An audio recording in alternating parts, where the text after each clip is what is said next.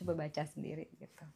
Aku akan selalu mengutip banyak hal. Aku akan bilang, kamu belajar sendiri, kamu ikro sendiri. Jangan saya yang baca gitu. Kayak manusia jangan terlalu banyak disuapin. Karena kalau terlalu banyak memberikan narasi kepada banyak orang, akhirnya mereka tidak menjadi the divine self yang seharusnya mereka menjalani apa yang didesain dari Tuhan buat dia gitu. Selamat sore Kak Aditya Metarani. Selamat sore Mas Hendra dan Selamat teman-teman datang Ngaji kembali Rosso. di Ngaji Rosso. Gimana nih resolusinya di 2025? Nggak ada resolusi Nggak ya. ada resolusi. Lagian aku nggak percaya sama tahun baru sebetulnya. Nggak percaya sama tahun baru, kenapa? Ya, apalagi tahun baru yang tanggal 1 Januari ya buat aku nggak di situ memang. Oke. Mungkin aku lebih kayak redesigning my energy new itu biasanya tanggal 1 Aprilan lah. Pas lagi matahari masuk ke dalam Cancer Belt. Bukan, jadi itu perpindahan namanya Spring Equinox. Oke. Nah mungkin itu di situ aku baru mulai kayak bikin resolusi, bukan resolusi ya, tapi lebih kayak realigning my energy sama semesta sih gitu. Tapi kalau Januari Desember ya belum buat aku. Tapi kemarin tanggal 21 Desember ya aku minum apa tuh kayak kalau di Cina itu emang minum gitu. Minum apa namanya yang bulat-bulat itu kayak biji salakan tuh yang kue-kue itu. Karena mereka emang realigning buat winter equinox. Sebetulnya gitu aja sih. Tapi aku nggak percaya tahun baru. Oke. Kenapa dengan tahun baru yang 1 Januari itu? Ada alasan lain kan? Enggak sih, sebetulnya nggak ada alasan. Ya banyak hal lah yang mungkin yang diinginkan oleh semesta yang saat ini gitu untuk orang tidak align sama semesta yang sebenar-benarnya gitu kan, bahwa sebetulnya memang ada 13 bulan di dalam 1 tahun gitu, yang seharusnya kita itu kan kita adalah makhluk air gitu, which is tubuh kita itu kan 70% lebih bahkan itu adalah air, yang sebetulnya kita sangat align sama bulan dan matahari dan segala planet yang ada di langit gitu kan, yang itu sebetulnya kita bisa align sama mereka gitu, bahwa kalau kita bersatu dengan semesta itu kan kita lebih damai dan lebih bisa membaca apa yang sedang dituliskan sama langit dan semesta. Tapi ngomong-ngomong Kak Ditya, kalau biasanya di tahun baru temen yang kepo gitu, ngomong-ngomong soal zodiak gitu ya, di 2025 ini zodiak apa nih yang bakal banyak menerima keberuntungan dan lain-lain gitu. Nah kita mesti ngeliat banget sih sama astrological alignment gitu. Kalau misalnya kita lihat kayak bakalan ada planet-planet memasuki ke zodiak tertentu gitu. Jadi mungkin setiap keberuntungan itu akan ada pada semua zodiak lah intinya buat aku. Tapi kan semua perubahan alignment itu kan beda-beda setiap beberapa hari sekali bahkan gitu kan. Nah tidak bisa juga dibilang kayak 1 tahun itu bagaimana. Nah tapi kalau untuk kita masukin ini tahun baru Cina gitu, nah itu bisa dikatakan tuh karena dia per tahunnya perbedaannya adalah orang per tahunnya. Nah itu keberuntungan 1 tahun kayak sio apa gitu. Kita mau masukin sio ular kan. Januari ini kita mau masuk sio ular kan. Nah itu bisa ketebak tuh dalam 1 tahun ini yang akan lebih banyak hokinya tuh di siapa gitu. Nah itu bisa lebih kelihatan tuh. Tapi kalau misalnya dari zodiak astrologi kayak Sagittarius, Capricorn, lalala itu tidak bisa dihitung dalam 1 tahun, tapi bisa dihitung dalam beberapa hari sekali. Karena kita ngelihat dari ascendant-nya gitu. Oke. Jadi semua zodiak punya potensi keberuntungan Iya, masing-masing gitu ya. Nah, tapi kalau misalnya kita mau lihat pelajari tentang Sio dari Chinese zodiac, emang kan kita mau masukin tahun ular nih kan. Tahun ular itu berarti yang paling beruntung salah satunya adalah tikus. Anjing, rabbit, kelinci, monyet. Nah, itu salah satu yang akan beruntung tuh karena mereka tidak ciong sama si ular tersebut. Jadi itu 4 sio yang kemungkinan besar akan menerima banyak keberuntungan di tahun ular ini. Ular ini 2025 ini tahun ular. Rabbit, terus kemudian anjing, tikus, anjing, ya. Monyet. Monyet bisa Monyet. tuh. Dia bagus tuh karena mereka bisa bekerja sama sama si ular itu. Nah, energi ular ini kan dia masuk si ular ini kan berarti kan energi dari semestanya tuh kan bakal siapa cepat dia dapat. Nah, orang-orang yang punya sifat siapa cepat dia dapat, nah itu adalah orang-orang yang akan beruntung di tahun 2025. Kalau ularnya sendiri atau naganya sendiri gimana kira-kira? Ya mereka Naga tuh selalu beruntung ya, nggak tahu gitu. kenapa, mungkin dia emang kayak God's favorite aja gitu ya. Kalau aku ngelihatnya gitu. Tapi memang aku bisa ngeliat kalau orang-orang naga, I'm sorry, little bit malas gitu. Mereka tuh punya kecenderungan untuk malas gitu. Karena Aku nggak mungkin males loh ya. karena mungkin mereka selalu beruntung. Mereka Oh jadi gitu kayak, ya. ayo udahlah biarin aja diambil orang duluan. Nah beda nih sama orang-orang tikus atau orang-orang ular. Orang-orang ular itu mereka secepat itu gitu. Ada orang yang ngejar atau nggak ada orang ngejar, dia akan ambil itu. That's tahun 2025 temanya adalah siapa cepat dia dapat. Siapa cepat dia dapat. Jadi jangan malas-malas ya. Nggak boleh malas-malas. Di tahun 2025 ini adalah orang yang mau, ya aku selalu akan bilang gini, usaha tidak akan menipu hasil. Selalu berusaha tidak akan menipu hasil. Usaha tidak akan pernah mengkhianati hasil. Yes. Hasil tidak akan pernah mengkhianati usaha. Jadi teman-teman gak boleh malas-malasan gitu ya. Kak Ditya tuh selalu kasih nasihat ke anaknya untuk supaya kemudian jangan bodoh kamu, jangan males kamu. Itu yang paling utama ya Kak Ditya ya. Iya itu basic ya, basic skill dalam hidup ya. Karena kalau bodoh itu sayang kan otaknya udah ada. Iya benar. Oke, terus gini, aku tuh akhir-akhir ini ketika kemudian ketemu orang-orang yang ya dia udah settle secara finansial dan lain-lain, pencapaiannya banyak gitu ya, secara duniawi, secara materi mungkin. Mereka ternyata benar-benar concern dalam prosesnya untuk memperhatikan yang namanya blueprint, Kak Ditya. Oke. Jadi mereka benar-benar mencari gimana lewat astrologi, lewat bercat, lewat numerologi dan lain-lain gitu. Tapi ketika kemudian tak angen-angen sendiri gitu ya, ya memang benar juga ya, orang kalau udah tahu potensinya, udah kenal sama dirinya, ya akhirnya kerja apa aja nggak malas juga karena dia mengerjakan hobinya apa gitu. Yang mereka tahu tentang mereka dan sangat jago ya apa yang mereka good at gitu. What they are good at, yes. Jadi menurut Kak Ditya mengetahui blueprint sangat penting. Oh ya, dari dulu dari awal aku ngobrol sama Sandra, aku kan selalu bilang untuk mengenali dunia, kamu harus mengenali diri dulu gitu kan. Sebelum kamu menghadapi dunia ya kamu harus menghadapi diri dulu. Dan yang paling berat itu adalah ketika kita menghadapi diri kan. Apalagi kita nggak tahu diri kita sendiri. Itu agak ribet banget hidupnya pasti gitu. Nah kalau misalnya kita belajar tentang blueprint dari diri kita sendiri, itu akan memudahkan kita untuk mencapai apapun yang kita inginkan. Karena gimana pun juga itu semua udah tertulis apa yang akan kita dapati dan apa yang akan kita, ya semuanya itu sudah tertulis gitu. Makanya kalau teman-teman bilang, oh kita adalah kreator lalala lili, aku bilang ya, sebetulnya ini adalah halusinasi, bukan apa yang namanya ya? Iya. Bukan, jadi kita tuh seperti mempunyai berpikir bahwa ini adalah free will, tapi ini tuh bukan free will. Betul, semua itu sudah tertulis. Iya, aku juga sekarang mulai percaya itu deh. Jadi kayaknya ya ibarat this is illusion of a free will. Kita diberikan ilusi bahwa ini adalah free will, padahal semua sudah tertulis sekali. Iya. Tuhan tidak yang semena-mena sembarangan ciptain kamu di satu titik itu untuk berbuat apapun yang kamu pikir itu adalah pemikiran kamu. Karena pemikiran kamu berpikir bahwa itu adalah kamu, padahal itu semua sudah tertulis.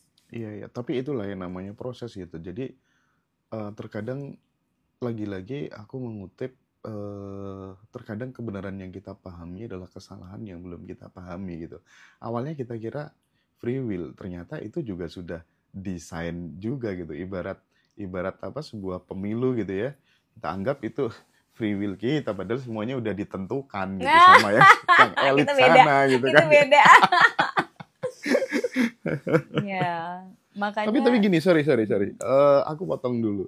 Jadi kenapa kita nggak ini aja Kak Ditya? Ini kan banyak teman-teman yang eh, mereka itu bingung untuk menentukan blueprint hidupnya gitu, sehingga kemudian bekerja itu menjadi lebih mudah, cari rezeki menjadi lebih gampang gitu ya. Nah, kalau di Ngaji Roso itu kan konsultasi bercat, live pad itu kan sama Mbak Mona itu kan antrinya panjang banget gitu ya. Kenapa kemudian Kak Ditya tidak menyempatkan waktu ya untuk konsultasi tentang blueprint ini gitu ya. Jadi harapan saya tuh biar kasihan ini antrinya terlalu panjang, sebenarnya Tapi teman-teman yang butuh banyak banyak gitu. banyak kok teman-teman yang menjalankan pembacaan birth chart dan blueprint itu banyak sekali. Kalau Kak Ditya nggak mau masuk situ. Enggak emang. Fokus kesehatan ya, holistik ya. Aku memang fokus di kesehatan holistik gitu. Di sini memang aku tahu bahwa teman-teman banyak yang melakukan itu gitu. Tapi memang sepertinya blueprint yang sudah tercetak buat aku itu bukan melakukan hal itu. Walaupun aku mengerti jalannya atau mengerti caranya bagaimana gitu. Tapi itu pun kalaupun orang datang kepada aku akan selalu bilang, coba kamu baca sendiri. Caranya gini kok, gampang kan? Coba baca sendiri gitu. Aku akan selalu mengutip banyak hal, aku akan bilang, kamu belajar sendiri, kamu ikro sendiri. Jangan saya yang baca gitu. Kayak manusia jangan terlalu banyak disuapin. Karena kalau terlalu banyak memberikan narasi kepada banyak orang, akhirnya mereka tidak menjadi the divine self yang seharusnya mereka menjalani apa yang didesain dari Tuhan buat dia gitu. Jangan terlalu banyak makan narasi dari banyak orang. Coba kamu cari sendiri tentang diri kamu. Aku akan selalu menerapkan itu. Cuma memang saat ini aku sangat sibuk di menyebarkan kesadaran untuk kesehatan buat banyak orang sih. Tapi kesehatan itu buat saya adalah holistik. Jadi kesehatan itu bukan hanya tubuh. Karena aku selalu mention, kita punya 5 tubuh. Kita akan selalu mention berkali-kali. Bahwa kita punya tubuh fisik, yaitu tubuh 3 dimensi. Lalu kita ada tubuh rasa. Lalu kita ada tubuh pikiran, mental. Lalu di sini kita punya tubuh energi. Lalu kita punya tubuh spiritual atau jiwa. Nah, kelima tubuh itu adalah kesehatan yang kita miliki. Jadi ya kalau bisa ya kita jaga dari 5 tubuh itu. Ya aku sekarang sibuknya di situ sih Kak. Kayak mencoba menyebarkan itu ke banyak orang. Nah, beberapa akan bikin workshop dan kawan-kawan bersama dengan teman-teman yang mempunyai visi yang sama. Dari latar belakang yang sangat berbeda. Ada yang dari India segala, mempelajari tentang yang namanya Ayurveda. Ayurveda itu cara juga untuk menjalani kehidupan menggunakan makanan sebagai kesehatan kita gitu. Itu Ayurveda. Ada traditional Chinese. Aku juga belajar juga. Aku belajar juga tentang banyak hal Kak. Jadi memang di dalam dunia holistik ini akan selalu banyak jalan menuju kesehatan, akan selalu banyak jalan menuju Roma. Jadi ya buat aku ini adalah hal yang sangat membangunkan rasa dan jiwa di dalam diri aku yang saat ini aku sedang jalani sih Kak. Jadi kalau teman-teman yang mencoba untuk mencari tahu dari blueprint, aku sangat sarankan untuk belajar diri sendiri Kak, kalau bisa. Jangan banyak tanya ke orang lain, karena sebetulnya jawaban ada di dalam diri kamu sendiri. Semua jawaban ada di dalam diri sendiri? Iya. Nggak perlu bayar-bayar mahal ke guru-guru spiritual gitu ya? Ya kalau belajar boleh sih, mungkin ada saatnya kita belajar dulu ya gitu. Kak Ditya dulu kan juga gitu ya? Hah? Kak Ditya dulu kan juga pernah gitu ya? Ikut ini, ikut itu gitu ya? Mencoba mencari tahu jati diri dulu ya. Begitu ketemu ya sebetulnya jalannya ternyata ternyata bukan dia guru saya gitu. Ternyata saya guru saya sendiri gitu. Bukannya mau bilang dia bukan guru, bukan gitu ya. Semua orang yang kita temui dalam hidup kita itu kan refleksi dari guru dari dalam diri kita sendiri kan. Cuma ternyata saya tidak menggurukan siapapun. Jadi kalau saya selalu bilang, saya ngelihat ini botol air gini, botol air ini gitu ya. Kalau misalnya dilihat ini adalah Tuhan gitu. Kalau aku mau merasa ini adalah Tuhan gitu. Botol air ini adalah Tuhan. Kita adalah sel partikel yang ada di dalamnya itu adalah termasuk bagian dari Tuhan. Ya termasuk bagian dari guru. ya termasuk bagian dari murid. Jadi ya semua sama saja. Tidak menjadi guru, murid, dan Tuhan dan hamba dan semuanya ngeblur jadi satu aja. Terus Kak Ditya, gini, kita kembali soal blueprint tadi ya. Oh. Kembali soal blueprint. Jadi terkadang nih aku menjumpai banyak orang yang dia itu tanpa kemudian menyentuh astrologi lah, numerologi, bacaan bercat, life path dan lain sebagainya. Dia sama sekali nggak tahu tentang itu gitu. Tapi memang dia menemukan sebuah pekerjaan yang memang sesuai sama passionnya gitu ya. Apa yang menyebabkan? Ya, apa yang menyebabkan mereka yang ketemu sendiri sama mereka yang banyak juga yang nggak menemukan tuh. Itu menurut Kak Ditya faktor apa gitu? Faktor kebaikan kah? Energi, tabungan energi kah? Orang karma baik dari orang tua kah? Atau apa? Bisa banyak faktornya, Mas. Oke. Faktornya banyak banget. Ya salah satu faktornya adalah karma baik juga gitu. Faktornya adalah jodoh cerita hidup juga. Jodoh cerita hidup? Iya. Jadi kan kita berjodoh sama cerita hidup kita sendiri. Bukan berjodoh sama twin flame. Tapi berjodoh dengan diri kita sendiri. Bukan sama twin flame ya. Itu kan orang sibuk dengan twin flame kan. Ya jodoh. Harus itu aja? Sini aja. Tak apa. Gak apa-apa. Okay. Jadi jodoh dengan cerita hidup kita sendiri. Kalau kita sudah bertemu dengan diri kita sendiri, berarti kan kita berjodoh sama diri kita sendiri. Ya itu mungkin dia sudah berjodoh gitu. Jadi tiap-tiap manusia yang kita temui di bumi ini semuanya itu kan mereka punya cerita yang sudah dituliskan sebelum dia lahir gitu. Ya itu adalah jodohnya dia gitu. Misalnya dia berkali-kali nggak bangun-bangun juga memang itu jodohnya dia untuk tidak bangun gitu. Tapi kan nggak apa-apa. Kan orang harus mengisi tempat-tempat yang menjadi sebuah cerita di dalam semesta gitu. Kayak mikirnya gini ya. Mas Hendra adalah seorang director di dalam sebuah film. Ya enggak? Kira-kira ada orang yang dibayar, Mas Hendra bayar dia untuk berdiri di sana, untuk cuma jalan doang. Dia tidak mengalami pemeran utama. Ada nggak di bumi itu yang seperti itu? Ya orang jalan aja gitu. Iya. Karena mereka memang diciptakan untuk itu. Nah, kalau udah pada terbangun nih semuanya, mereka semua jadi pemeran utama. Ya. Jadi bayangkan semua manusia yang ada di bumi ini, mereka adalah pemeran-pemeran di film-filmnya mereka masing-masing. Nah, ceritamu itu adalah jodohmu. Ceritamu adalah jodohmu. Iya, ceritamu apapun adalah jodohmu. Itu gitu ya. Apapun itu gitu. Sepahit apapun. Sepahit apapun itu. Yang susah saat ini adalah karena banyaknya sekali sosial media. Makanya orang mulai membandingkan ceritanya dia dengan orang lain. Mereka pikir cerita orang lain jauh lebih hebat daripada cerita dia. Padahal itu yang sebetulnya tidak baik untuk diri kita sendiri. Dikonsumsilah cerita orang lain, dia pikir cerita orang lain lebih keren, atau artis, selebriti, atau apapun. Nah itu yang bikin kita jadi rusak secara energi. Akhirnya menyesali. Begitu kita rusak secara energi, kita akan selalu dibayangi oleh ketakutan ketidakberhasilan. Nah ketakutan itu sebetulnya vibrasinya jelek banget, 50 Hz. Itu jelek sekali, itu sangat rendah. Itu akan rentan jadi penyakit, rentan menjadi hal-hal yang tidak baik, jadi sial dan macam-macam. Nah, itu yang kamu sebabkan sendiri. Tapi mungkin itu jodoh kamu juga untuk membandingkan diri kamu dengan orang lain juga. Tapi ya enjoy aja cerita kamu. Oke. Karena semua orang ceritanya seharusnya semenarik itu gitu. Karena menurut aku ya hidup itu indah apa adanya.